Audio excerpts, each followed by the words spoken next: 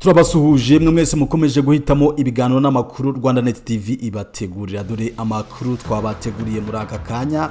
Ihuriro AFC M23 rirwanya ubutegetsi bwa Repubulika ya Demokarasi ya Congo Yakuye Intumwa Zayo mu biganiro by'amahoro byaberaga i Doha muri Qatar. Naho Karasira Aimable ukurikiranyweho ibyaha birimo gupfobya no guha ishingiro genocide yakorewe abatutsi yageze mu rukiko maze akora ikimenyetso cya Tough Gangs. Aya makuru rero turaje tuyabaramburire mu kanya gato, ntimujye kure ya RWANDA TV.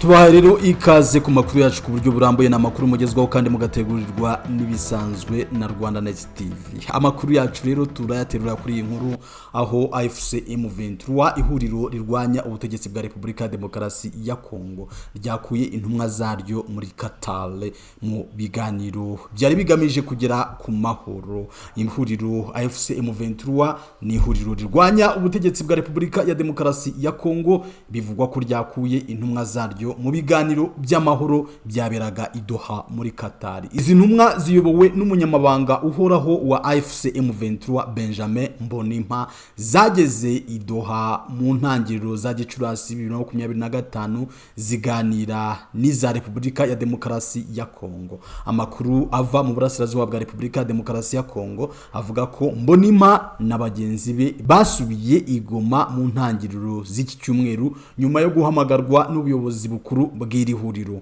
Ntacyo AFC M23 cyangwa Leta ya Repubulika ya Demokarasi ya Congo biratangaza kuri iki cyemezo, gusa hari amakuru avuga ko impande zombi zananiwe kumvikana. Igikomeye ihuriro AFC M23 na Leta ya Repubulika ya Demokarasi ya Congo zitumvikanaho ni ingamba zigamije kurema icyizere hagati y'impande zombi zigaragazwa nk'intambwe ifatika iganisha ku masezerano y'amahoro. AFC M23 asabwaga kuva mu bice igenzura mu rwego rwo kwerekana ko ishaka amahoro. Mu ntangiriro z'amata yavuye mu mujyi wa Warikare no mu bindi bice biwukikije. Iri huriro naryo ryahaye Leta ya Repubulika ya Demokarasi ya Congo urutonde rw'abantu 700 bafunzwe bakekwaho gukorana naryo, riyisaba kubafungura. Mu gusubiza, iri huriro AFC M23 rivuga ko Leta ya Repubulika ya Demokarasi ya Congo yafunguye abantu batari ku rutonde, icyo gihe ifungura abantu 5 gusa, nabwo ivuga ko batari kuri urwo rutonde. Ikinyamakuru Africa Intelligence itariki ya 15 Gicurasi 2025 cyatangaje ko Qatar yizeraga ko impande zombi zari kugirana amasezerano yibanze tariki ya 10 Gicurasi, ariko biranga, biba ngombwa ko ibiganiro bikomeza. AFC M23 imaze iminsi ica amarenga ko kumvikana na Leta ya Repubulika ya Demokarasi ya Congo byakomeje kwanga, kuko yakomeje urugamba mu bice bitandukanye, aho bivugwa ko ishaka gufata umujyi wa Pinga muri Warikare. Qatar yatangiye guhuza impande zombi muri Werurwe 2025. Mu mpera za Mata zagiranye amasezerano yo guhagarika imirwano kugira ngo ibiganiro bikomeze mu mwuka mwiza, gusa nayo ntiyubahirijwe bitewe n'ubushotoranyi bw'imitwe M23 ivuga ko ari ya Wazalendo ishyigikiwe na Leta ya Repubulika ya Demokarasi ya Congo. Duhindure ingingo rero tugiye mu bijyanye n'ubutabera, aho Karasira Aimable uzaramba yageze mu rukiko maze akora ikimenyetso cya Tough Gangs. Tough Gangs ni itsinda ryamenyekanye mu njyana za hip hop mu bihe byashize, ryarimo uwitabye Imana wanamamaye ari we J Paul.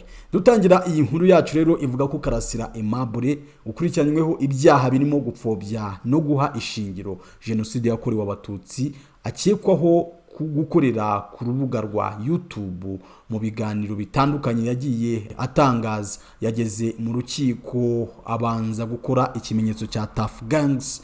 Ibi Karasira yongeye kubikora kuri wa gatanu Kamena 2025 ubwo yari yitabye urukiko rukuru urugereko ruburanisha ibyaha mpuzamahanga n'ibyambukiranya imipaka ruri mu karere ka Nyanza, ahari gukomereza iburanisha ku rubanza rwa Karasira Uzaramba Aimable.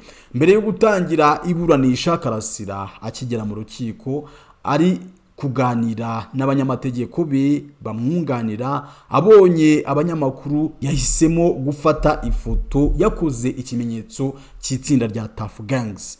Abakurikiranye umuziki mu bihe byashize, itsinda ry'abaraperi rya Tough Gangs aho rigeze hose abarigize babanzaga gukora ingombajwi ya ta, akaboko k'indyo gatambitse naho imoso ifunze igipfunsi igakora umurongo umanutse.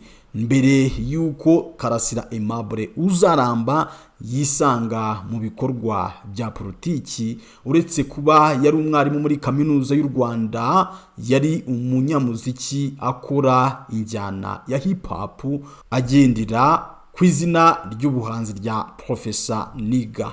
Aho rero ni Karasira Uzaramba Aimable akora ikimenyetso cya Tough Gangs aho mu rukiko yicaye hagati y'abamwunganira babiri n'abanyamategeko biwe. Rero natwereka dusoze amakuru yacu tuyasoreza hano. Dushimira mwese mwaduhaye umusanzu wa subscribe, dusaba abatarabikora namwe kubikora kugira ngo ibyo ducishano bizajye bibageraho gatanu, kandi nta kindi bisaba rero usibye gukora aho mutukwanditse subscribe ni munsi ya video.